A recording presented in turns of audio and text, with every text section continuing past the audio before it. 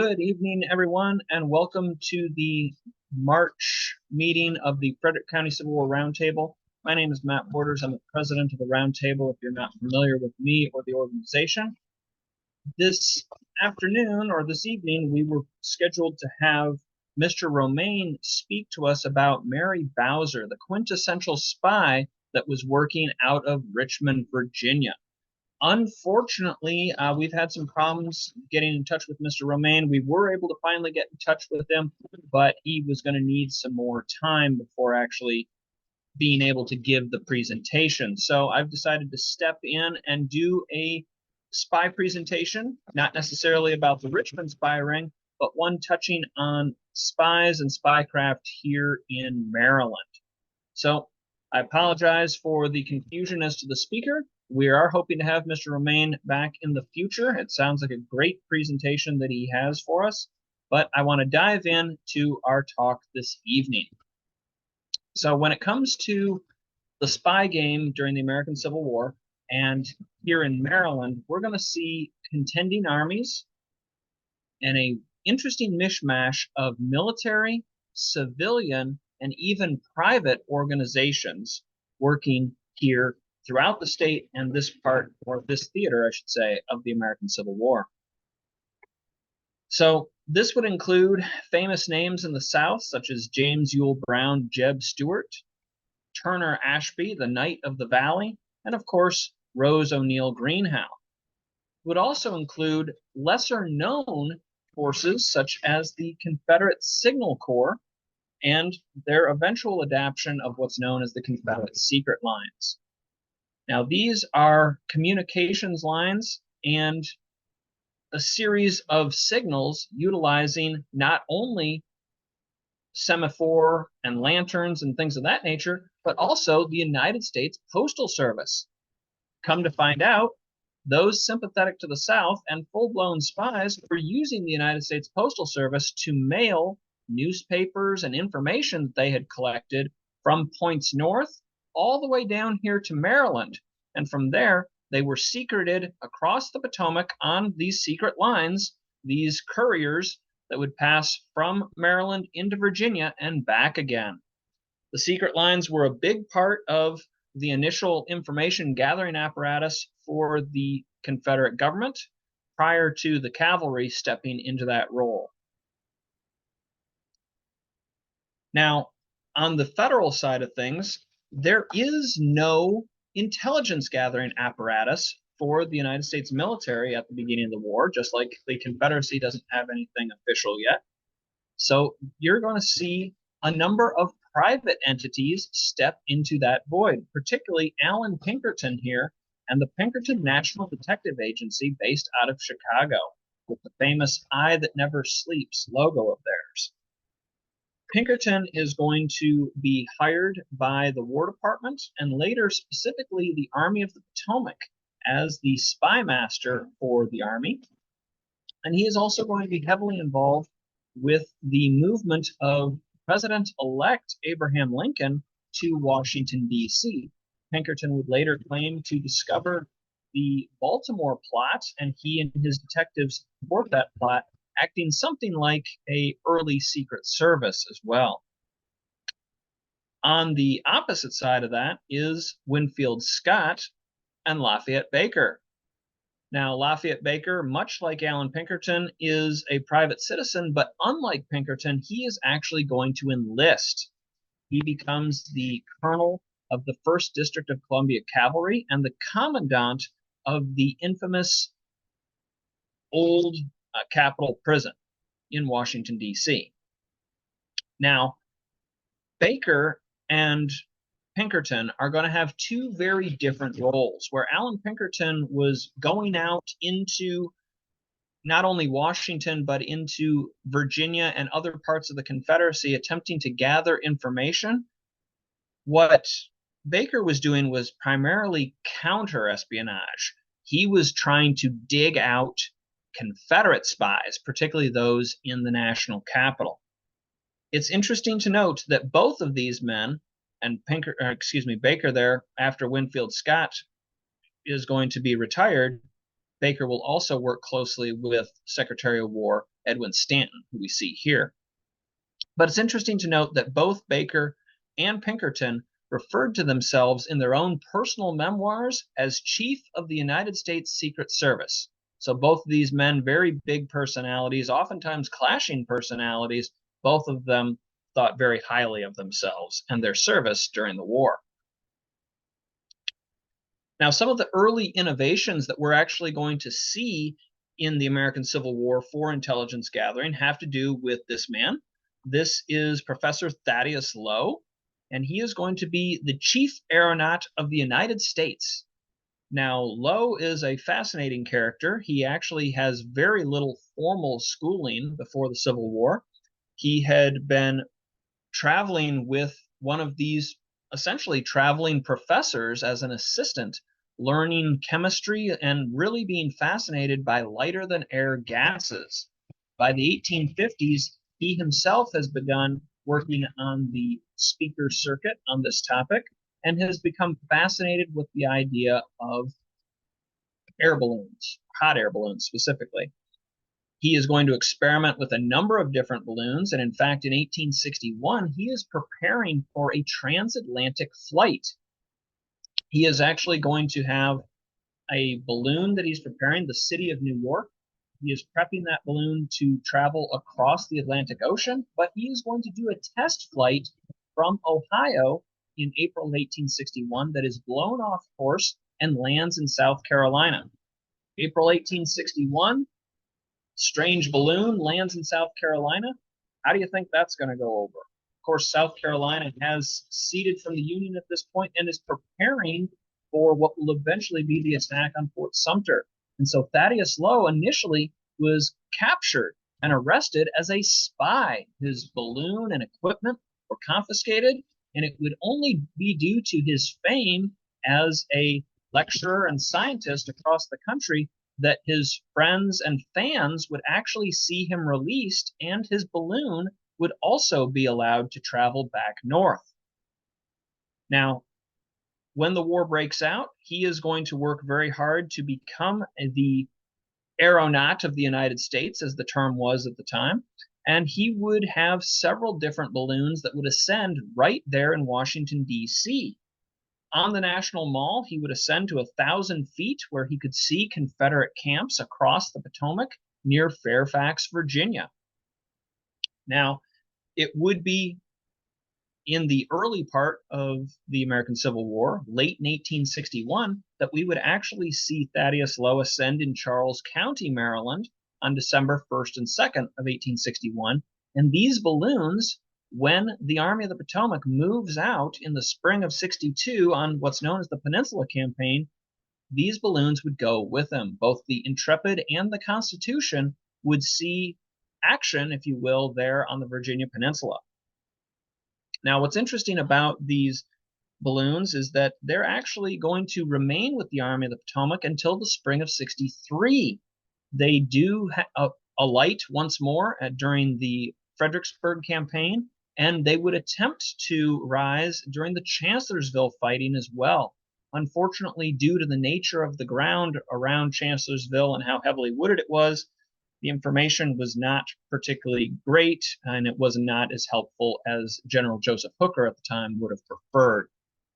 Thaddeus Lowe actually will leave the employ of the United States Army just before the Gettysburg campaign due to conflicts about his pay and the rank that he held and that of his father in the United States service. He didn't like the idea of having folks who had no idea on aeronautics being placed above him. And so he would eventually take his balloons and go home. This is an image showing the Charles County ascension in 61. And by the fall of 1862, the balloons are not with the Army at this point, but we're going to see some very interesting things occurring with the intelligence gathering apparatus of both the contending armies during the Maryland campaign. After a summer of victories and into the early fall, the Confederate cavalry has been really coming into its own. There has been, of course, the famous ride around McClellan that had gathered information on the peninsula, and General Lee is going to utilize his cavalry specifically during the Maryland campaign to, quote, close up on the enemy, doing everything possible to keep him in ignorance and to deceive him with false reports. In addition, threaten both Baltimore and Washington on both flanks of McClellan. So General Stuart here, he's going to be very busy during the Maryland campaign, and his primary opponent is going to be this man, Brigadier General at the time, Alfred Pleasonton. Of course, this is him as a major general. These two men and their contending cavalries would clash throughout the Maryland campaign. The Confederate cavalry, though, not massing for strikes against the Union lines so much as they were dispersing through the Maryland countryside, not only being the eyes and ears of the Confederate Army, but also spreading disinformation. And that's going to put General Pleasonton at a real disadvantage, because not only does he have difficulties with massing his cavalry throughout this campaign, but he is going to have to run down all of these various all of these various rumors that are being spread by the Confederate cavalry. Pleasonton is going to need to establish the strength of the Confederate cavalry and the rest of the Confederate Army, as well as its location. And Jeb Stuart is going to do a very good job screening the Confederate Army from the Union advance. As many of you know, the Union Army is in the field. It has pushed out from Washington, D.C. by September 7th. Lee has only crossed over the Potomac into Maryland on the 4th of September. And the first clash between these two contending cavalries will occur on September 8th at Hyattstown. The first North Carolina cavalry would clash with the advancing 1st New York cavalry. A brief fight at Hyattstown over a bridge.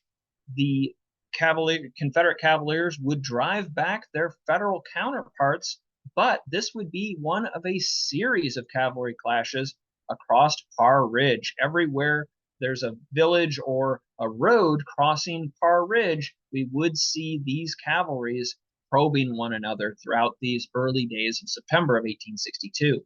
In fact, it is during this clash at Hyattstown that Jeb Stuart has centralized his command in Urbana, Maryland, just east of Frederick, Maryland today.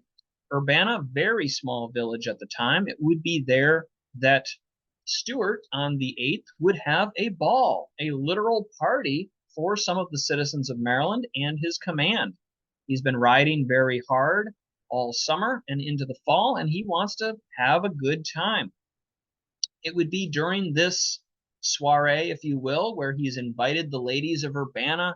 He has provided a band and has decorated the Landon House, which still stands in Urbana today, with numerous battle flags that a courier from the 1st North Carolina would come riding into the party that evening, informing his chief, Jeb Stuart, that the Federals have been advancing, that this clash has broken out. Now, Stuart and his command go riding off into the night. By the time they reach Hyattstown, of course, the fighting is over, and Stuart will bring back some of his wounded men to Urbana. There, they would be treated by some of the ladies who had attended the party. Stuart would order the bands to play up once more, and dancing would continue into the night. In fact, one of the men of Stuart's staff, Hiros von Borka, a Prussian officer who had come across the Atlantic to serve in the Confederate Army, he would actually write in his memoir that the sun was very high in the sky the next morning when they finally rose from their billets. So this information of the Federal Army advancing, though Stuart's cavalry is doing a good job keeping them at bay, screening the Army's advance, the information of the advance of the Army is not getting back to Lee, at least not initially. Now, Robert E. Lee himself is, of course, camped around the farm of the Best property on what is today Monocacy National Battlefield. This map we can see highlighted in red, Parr Ridge, where that Confederate defensive screen is, Sugarloaf Mountain, which is an important information gathering site, and where Confederate cavalry have captured that Signal Corps station shortly after crossing over the Potomac, and of course, Frederick City there in that box above. Confederate forces are gathering just south of Frederick City near Monocacy Junction. They are resting, also trying to tear up the Baltimore and Ohio Railroad. They would succeed in destroying the railroad bridge for a brief time around Monocacy Junction. And it would be there that once word reaches Lee of this Confederate incursion, federal incursion into his lines sometime on September 9th, that Lee would decide to begin to develop the marching order for the rest of this campaign. Before we get into that, though, we do have movements of the Confederate cavalry, which we can see coming up the map there. The clash at, or I should say the party there at Urbana.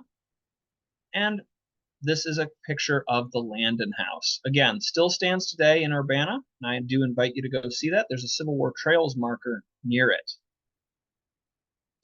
Now, not only is Stuart's cavalry holding the Parr Ridge, but we also have gentlemen such as this moving out into the hinterlands. This is, of course, Rosser and Fitzhugh Lee. These two officers are going to be the ones that are really spreading a lot of the rumor mill about the Confederate advance. In fact, Rosser's cavalry would briefly capture Westminster, Maryland on September 13th, the same day that federal forces are finally advancing to Frederick. Now, George McClellan here, he is actually going to be utilizing a number of different intelligence apparatus during the Maryland campaign in '62.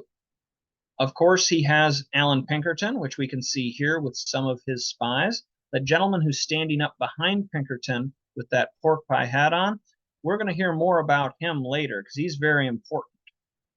Now, McClellan is also going to be using not only Pinkerton, but also we have the spy network of Andrew Curtin. This is the governor of Pennsylvania. He has his own spy network operating in Maryland, reporting back to him, but also reporting to General McClellan and the Army of the Potomac. He has two members of the Pennsylvania forces down in Maryland reporting that the Confederate Army has upwards to 200,000 troops in it, with another 50,000 troops waiting to cross the Potomac. So we have information coming in from Pinkerton, we have information coming in from Pleasanton, now we have information coming in from Andrew Curtin's spy network as well, and there's a lot of different numbers, a lot of different information coming into the federal camp. In fact, some of these numbers are so overblown that George McClellan himself, oftentimes criticized for overestimating his opponents, will claim that the estimations are far too high, and he would describe to Washington that Lee likely has somewhere in the neighborhood of 80,000 troops. Now, we know that's almost twice as many troops as what Lee actually has, but it's much more conservative estimate than, say, some of the information that's coming into his headquarters. So with the advance of the Army of the Potomac, with the clashes along Parr Ridge, and news that the Harper's Ferry garrison has not withdrawn from that position, Robert E. Lee on September 9th is going to write an order, Special Orders 191. Now, 191 has sometimes been misidentified as a battle plan for the Maryland campaign or even the Battle of Antietam itself, but in actuality, it is a marching order designed to show or to send out the movements of the Army of Northern Virginia. Half of that army, or just a little over half, being under the command of General Thomas Jonathan Stonewall Jackson, moving down to Harper's Ferry. The other half, under James Longstreet, would continue the northwestern movement towards towards Hagerstown, continuing that pressing westward of the Confederate Army. Lee is actually moving with Longstreet's wing. Now, these orders are going to be written, or dictated, I should say, on September 9th. They would be distributed on September 10th and the 11th, and on the 12th, the Confederate Army has been moving out of Frederick for several days. By the 13th, the last Confederates are leaving Frederick, Maryland, as the lead elements of the Army of the Potomac are moving into the city. There's a brief clash in the streets of Frederick itself, and then the two sides will separate. It is during this period, on the 13th of September, that elements of the Army of the Potomac, there's so many federal troops now moving towards Frederick that they're going to be moving through and around the city, and some of them have to wait their turn. Two members of the 27th Indiana Infantry will find an extra copy that was made and then lost of Special Orders 191. They're going to find an orders envelope, crack it open. There's a couple of cigars in there. That's a nice treat. But they're going to begin to read the document and realize that they recognize some of these names. Lee, Jackson, Longstreet. These are names they've heard before. These are names they've read in the newspapers. And they are going to forward that message through the chain of command to eventually to General McClellan himself. Now, McClellan, he is going to receive these orders sometime after noon. The traditional interpretation is that he actually receives them very early in the day. In actuality, it was probably mid-afternoon or so. And he has the Army of the Potomac continue moving through Frederick westward throughout the day. It is due to this aggressive pursuit of Lee that we would actually have clashes the very next day at all the gaps along South Mountain for the Battle of South Mountain. Federal forces are told to continue to press on through the night. The only soldiers who don't move as quickly as, say, McClellan would have preferred would be the Union 6th Corps, moving in the area of Jefferson on their way to Burkittsville and Crampton's Gap. Of course, this aggressive pursuit by Lee, this division of Lee's forces, leads to the fighting not only at South Mountain, but also the fall of Harper's Ferry on September 15th, and 2 days later, the fighting at Antietam, the bloodbath along the Antietam Creek, and the bloodiest single day in American military history. Now, following the bloodletting at Antietam, we would have Confederate forces beginning to stir once more after a period of rest and resupply. It's important to remember, while McClellan is often criticized for resting his forces after Antietam, Robert E. Lee is doing the same thing. His forces have sustained nearly 25% casualties at the Battle of Antietam. He will withdraw his command to Winchester and goes into rest and resupply mode for about 3 weeks following the battle.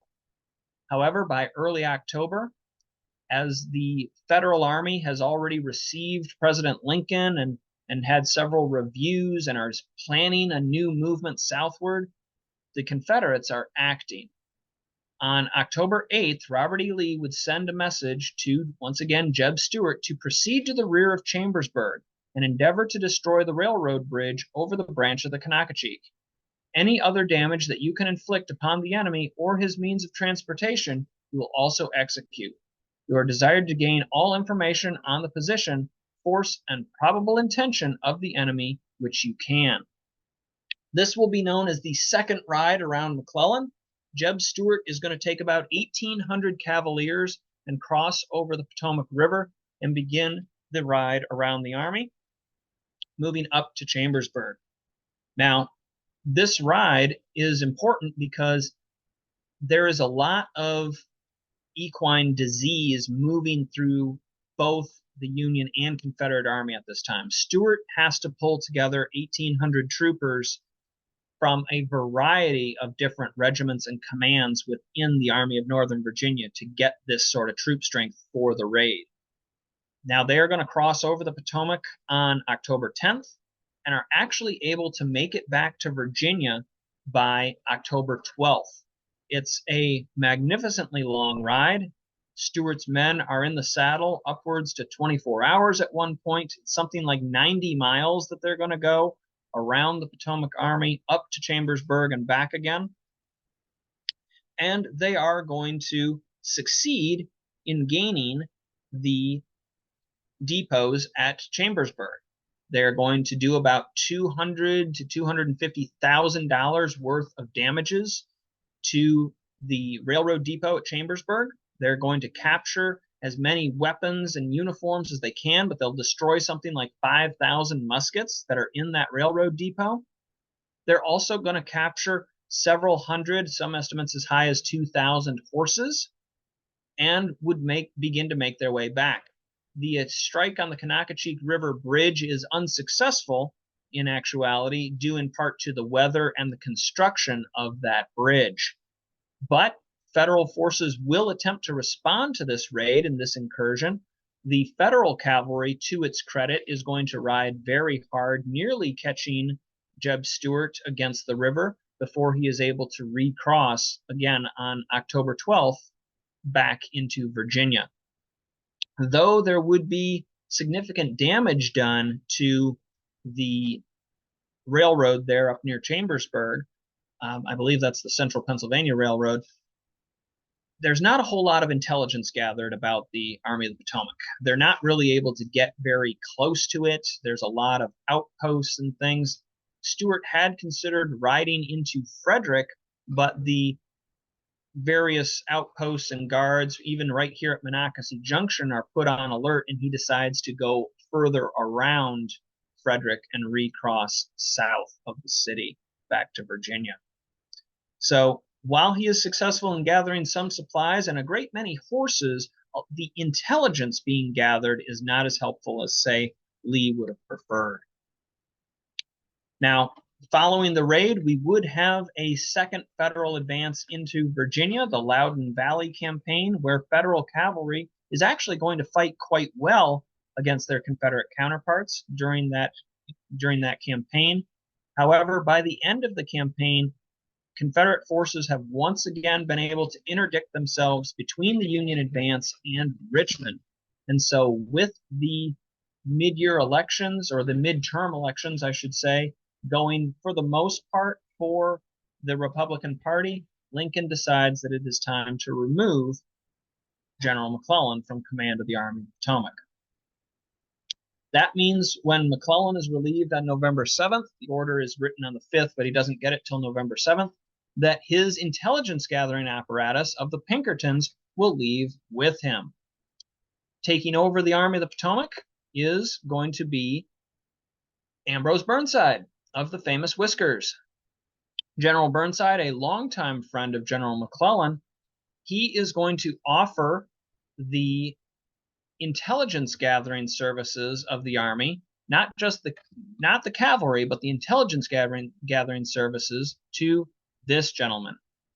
This is George Foster Robinson, or excuse me, that is not Robinson. This is actually one of the spies that were working for Alan Pinkerton. I'm suddenly blanking on his name. For some reason, I remember his horse's name. That's Gimlet. But he is going to be a well-known spy in the in the Federal service. And he is going to be in charge of the intelligence gathering apparatus of the Army of the Potomac for quite some time. Let me check my notes here real quick.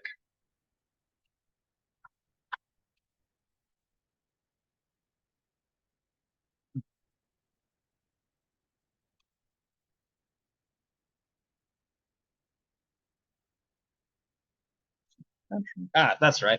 I apologize. That's John C. Babcock. I don't know why I blanked on his name, but Babcock had been hired by the Pinkertons from an actual military unit out of Illinois. He'd been part of a sharpshooting unit out of Illinois, but come to find out, he'd been a very talented cartographer. He's really good at maps, and he is going to become an expert on the Confederate order of battle during this period. Now, he is going to have to report to somebody in higher position, and he is going to be reporting to this gentleman. This is Marcina Patrick. So John Babcock is going to be reporting to the Provost Marshal of the Army of the Potomac, Marcina Patrick, when it comes to his intelligence gathering and any reports that he has. Now, when the disaster at Fredericksburg occurs and the subsequent Mud March, General Burnside would be removed, and taking over for him would be this gentleman, Joseph Hooker.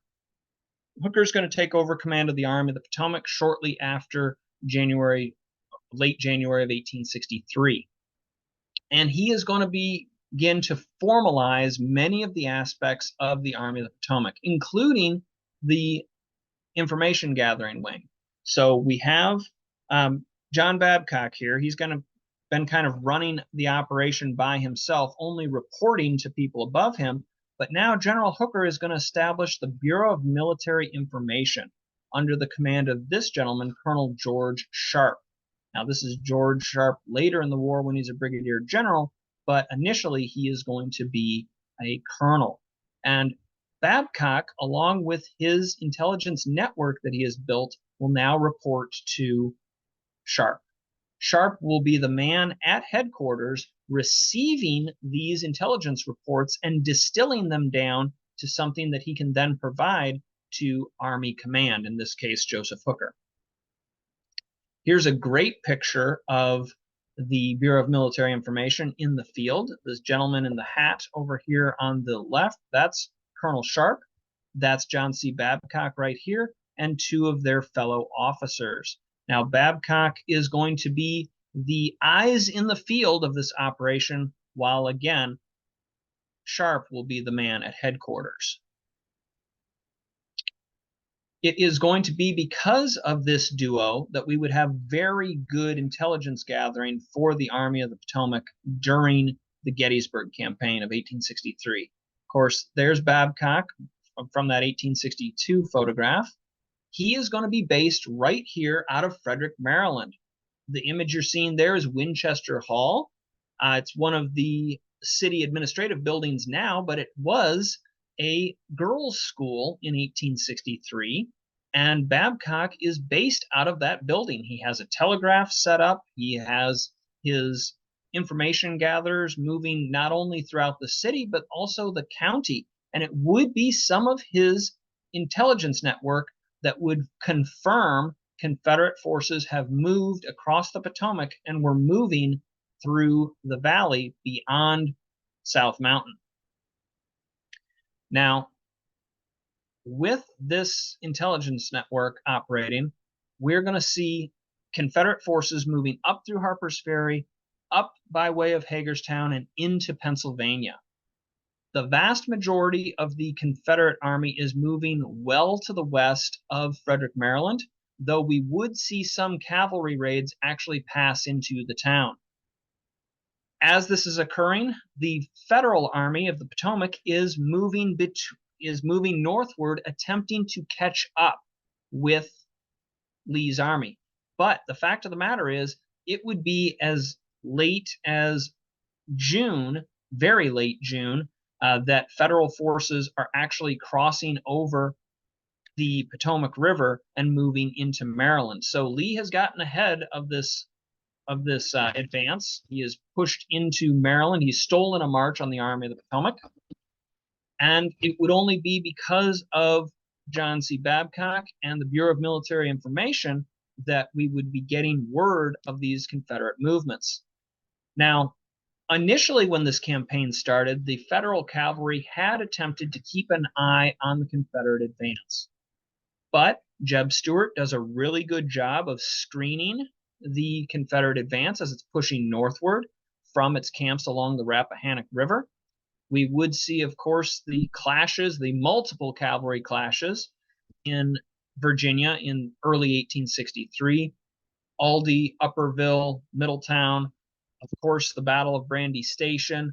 All of these clashes are Federal movements, Brandy Station having been a little bit earlier in the year, are attempts by Federal cavalry to either get through or around the Confederate cavalry to get at the Confederate Army itself, to figure out what they're doing, what they're up to, and where they're going. And Stuart to his credit, does a very good job of screening this advance until after the Battle of Aldie, at which point Stuart has decided that he can get around the Federal advance, do yet another ride around the Army of the Potomac, and he would swing well to the east, his troopers claiming at one point to come within sight of the Washington defenses, and that they could even see the dome of the Capitol there in the distance, probably around June 28th. So as the Army of the Potomac is really moving into central Maryland at that point, Stuart is well to the east of them, beginning to push northward. There's been a lot written about Stuart's ride in 63 and how it deprives Lee from vital information about the movements of the Union Army. But the fact of the matter is, Lee does sign off on this raid and gives his blessing to Stuart to do this. It would only be later on in the campaign that he would realize how badly that's going to bite him when it comes to intelligence gathering. Now, and there's our boy Stuart, as we were just talking about. In addition to Stuart's cavalry, we also have cavaliers under the command of this gentleman, John Singleton Mosby. He commands the 43rd Battalion Virginia Cavalry that has basically been formed to support the Gettysburg campaign. And while Stuart is riding off to the east and moving northward, it would be Mosby's command, the 43rd Battalion Virginia Cavalry, later known as Mosby's Rangers, that would be keeping Pleasanton's cavalry and their attention right at the Potomac River. Mosby is going to be striking the B&O Railroad wherever it gets close to the Potomac. He is actually going to succeed in burning all of the blockhouses and defensive works that have been built by federal forces to help defend the railroad. He's going to burn almost all of those defensive structures in early 63, really keeping the the federal cavalry's attention on him and on the Potomac River, as opposed to elsewhere, as Lee is crossing the Potomac further off to the west. Of course, we couldn't talk about spies in the American Civil War, and particularly during this campaign, without talking about this man. This is a private spy that has been hired by the Confederate War Department. This is, of course, the famous spy, Richardson. Now, he is going to be moving throughout the area during this period, and he is going to be one of those spies utilized by none other than James Longstreet. So we have the Confederate cavalry moving through the landscape. We have the Confederate raiders, or Mosby's Rangers, operating along the Potomac. And then we have the spy Harrison here operating as one of Longstreet's personal spies. He is going to help identify the fact that the Army of the Potomac is in pursuit. This was very famously portrayed in the film Gettysburg. Some of his exploits have been overblown, and really what happens to him after the war is something of a mystery. He is thought to have fought earlier in the war in Tennessee before coming east. He is supposedly going to perish in a fire after the American Civil War up in Wisconsin, if I'm not mistaken. But Harrison does have a role to play in this story. He was a real person. No, he does not enlist himself to go in with the attack at Pickett's Charge, as is portrayed in the film Gettysburg, at least not that we're aware of, but a very fascinating character nonetheless, and he does provide vital intelligence to the Army of Northern Virginia when it most needed it. Now, following the largest battle ever fought on the Western Hemisphere at Gettysburg, we would see the cavalries of both of these armies contending once more during the retreat. The retreat from Gettysburg for Confederate forces is significant.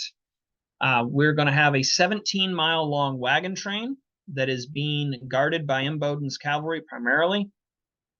The Federal cavalry, particularly those under General Custer, are going to strike at this wagon train, this train of wounded men, all along its route of retreat. And those of John Buford, who we see here, are actually going to swing around the Confederate advance and try to get between them and the Potomac River, try to get between the Confederate advance and their way home.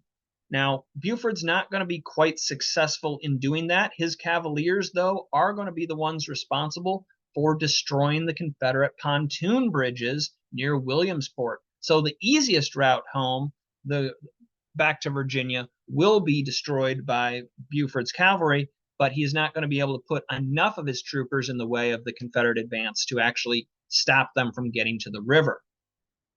Now, as this is going on, he is actually going to be here around Frederick, Maryland on July 8th, where he is going to have a problem with spies passing through his camp. One of those spies is going to be, or who he believes is a spy, is a civilian by the name of William Richardson.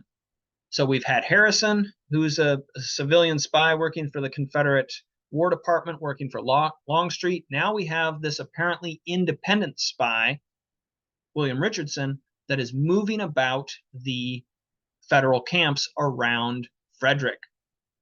This sort of movement and whatnot by civilians is really going to be a concern to John Buford, and he is going to put out an order that the next man, the next civilian caught in his camp, is going to be treated as a spy, tried in a drumhead court, and executed if found to be guilty. Now, William Richardson, unfortunately, he would be one of these civilians that is kind of poking around the camps, and when he is captured, he would be found to have numerous documents on his person, sketches of the defenses of Baltimore, passes from both Union and Confederate officers, things that are going to allow him to move freely through the lines. Supposedly, one account even had more paperwork hidden in the heel of his boot that had been hollowed out. What's interesting is that while he will be caught, tried, and hanged by John Buford, we have found, or I have found, numerous other instances of soldiers referencing the hanging or talking about this particular spy in other contexts. Come to find out, this same man had been operating in the Shenandoah Valley in 1862.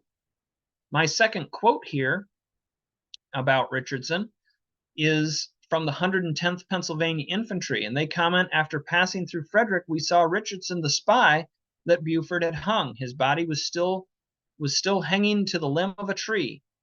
Now that comes from the history of the 110th Pennsylvania, but they actually go on to comment that they knew it was him because they had seen him a year before in 1862 in the Shenandoah Valley, where he had claimed to be a preacher, had come into their camp, had passed out religious tracts, and even sang a few patriotic songs. So Richardson does appear to have been some form of a spy. Who exactly he was working for in the Confederate government or for the Confederate Army, we don't actually know, but he, sadly for him, would be caught and executed on July 8th. Now, this is a painting done of Federal forces near Frederick, Maryland, during that period, during the Gettysburg campaign. One of the interesting quotes that comes from this period, though, actually comes from the most famous diarist of Frederick County. It's going to be Jacob Engelbrecht, who writes about this hanging. He would comment, during his suspension, hundreds of people went to see him, and everybody, nearly, wanted some memento, in consequence of which all of his clothes were cut up by piecemeals, and when they were exhausted, they commenced at the rope, which hung him, which caused him to be cut down. Then they commenced at barking the tree, which was completely barked as far as they could reach up, so that the tree will certainly die. So kind of grim mementos of this hanging, but something that really fascinated the people of Frederick. William Richardson would be buried on the Jefferson Farm near today where US 15 crosses with 40, Route 40. Now, we've talked about two major campaigns here in Maryland and the spy networks and intelligence gathering apparatus around them. But of course, we know, being here in Frederick, that we've got one more important campaign, and that is, of course, the Monocacy campaign of '64. The reason this campaign occurs is actually due to intelligence failures around the fighting in front of Richmond and Petersburg. With the Overland campaign that has pushed south down towards Richmond and Petersburg in the spring of 1864, the Bureau of Military Information has gone south with the Army. Thus, there was very little intelligence gathering network still available up here in Maryland during the Monocacy campaign. And interestingly enough, the Confederates are going to go out really on a limb with some of their false information that they're going to spread.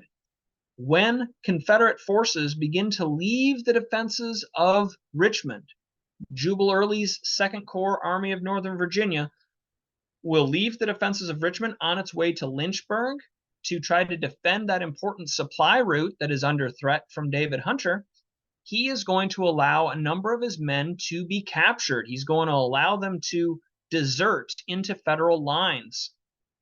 Those men will provide to the Army of the Potomac information on what was being referred to at the time as Ewell's Corps. They didn't realize that Jubal Early had taken over from Richard Ewell at this point. This series of false stories and false information is going to stymie Union efforts around Richmond and Petersburg to determine where exactly Ewell's command, or in this case Early's command, actually was. And it would be as late as July 3rd that Grant is telegraphing Washington that the entirety of Lee's army is here in front of me. And so these false reports are really going to slow the federal response to this Confederate incursion. Of course, Jubal Early and his command, along with additional Confederate forces under John Breckinridge, would be successful in driving back David Hunter from Lynchburg. And Early has been told that if he can clear the Shenandoah Valley of Hunter's forces, he should then proceed north, going down the valley, cross over the Potomac, and threaten Washington, D.C. from the north. The hope is that by doing so, it will force Grant to relinquish his hold on Richmond and Petersburg and send his own forces back north to defend the national capital. Now, it would be due to the civilians of the Baltimore and Ohio Railroad that any word of this incursion actually gets to the War Department before the Confederates are practically on Washington's doorstep. By June 28, 1864, Confederate strikes against the Baltimore and Ohio Railroad in what is now West Virginia, or what was at that time West Virginia too, actually. West Virginia and Southern Maryland have begun. The telegraph operators on the Baltimore and Ohio Railroad will send messages to Baltimore, to their boss, John Garrett, the president of the B&O Railroad, who himself would then go to the War Department and finally to the Middle Department trying to find some help. The War Department initially believes that these are just civilian operators panicking, that it's just a cavalry raid or something small. It couldn't possibly be that many troops loose in the Shenandoah Valley. David Hunter's out there. He would have let us know. They don't realize that Hunter's been pushed out of the picture. And so it would be due to these civilians and the fast actions by John Garrett that he is going to reach out to the Middle Department based out of Baltimore and Major General Wallace. Jubal Early there, of course. There's John Garrett and Wallace himself. Wallace is going to have a mishmashed command of the Middle Department, about 3,300 soldiers of various degrees of experience, most of them being 100 days men who would come out to Monocacy Junction or Frederick Junction, move into Frederick City itself and would fight west of town on July 7th, July 7th and 8th of 1864. In fact, they're going to do so well in these initial clashes with Early's advance that on the night of July 7th, General Wallace would send a telegram back to Washington, "Think I've just had the best little fight of the war." Fortunately for him, even though the rest of the Confederate army is now moving his way and he's going to be forced to abandon Frederick and fall back to the opposite side of the Monocacy River, the wheels of the War Department have begun to turn. Grant has recognized that he's had the wool pulled over his eyes a little bit by these Confederate misinformation campaign, and he has begun to shift troops north. He would send the 3rd Division, 6th Union Corps up to Baltimore, and John Garrett there is going to ship them immediately by train out to Wallace. This contingent of the 6th Corps, this division of the 6th Corps, will give a real backbone to these fairly inexperienced troops, and Wallace's command will fight very well the next day, July 9th, 1864, at the Battle of Monocacy. Of course, the fight at Monocacy Junction will take most of the day. It will stymie the Confederate advance on Washington, D.C., denying them the most direct route to Washington for 24 hours, allowing the Washington defenses to be reinforced. An element of this campaign that is oftentimes not spoken on, or at least not as well researched, is the fact that Jubal Early only has a portion of his cavalry with him at the Battle of Monocacy. The vast majority of his cavalry have been sent on a raid, swinging well north of Frederick and then moving east. The Johnson-Gilmore raid begins the very day of the Battle of Monocacy, July 9th, and moves off east towards Baltimore, and the plan being to eventually head south to Point Lookout in an attempt to free the Confederate POWs there at that camp. The plan is very far-fetched. Early does not have a lot of faith in it, nor does Bradley Johnson or Harry Gilmore, but they are told to make the attempt. And so the two men who likely know this region the best and the roads and the routes, Bradley Johnson, who's from Frederick, and Harry Gilmore, who's from Baltimore, are actually away from Early's command when he likely could have really used them. An interesting irony for the fighting. Now, as we know, Jubal Early is going to reach the outskirts of Washington, D.C. He is going to find them reinforced by the time he gets there, and he would be forced to fall back. Interestingly enough, even after his return to Virginia, after the increasing numbers of federal forces, the rest of the 6th Corps, the 19th Corps, coming up to defend Washington and then eventually go out to try to run down Early, and the subsequent 1864 Valley campaign, we really don't see the Bureau of Military Information getting heavily involved in the fighting up here again. They will remain with the Army of the Potomac, with Grant, in the trenches around Petersburg and Richmond. So it is going to go back to classic cavalry for information gathering, really, for the rest of the Civil War in this part of the war. So again, I do apologize for the substitute presentation this evening. It's been my pleasure to speak with you, though. I hope you have enjoyed the talk. We look forward to you joining us yet again at the Frederick County Civil War Roundtable. We will be back at our fine host, the National Museum of Civil War Medicine, next month, and we look forward to seeing you there. Have a great day.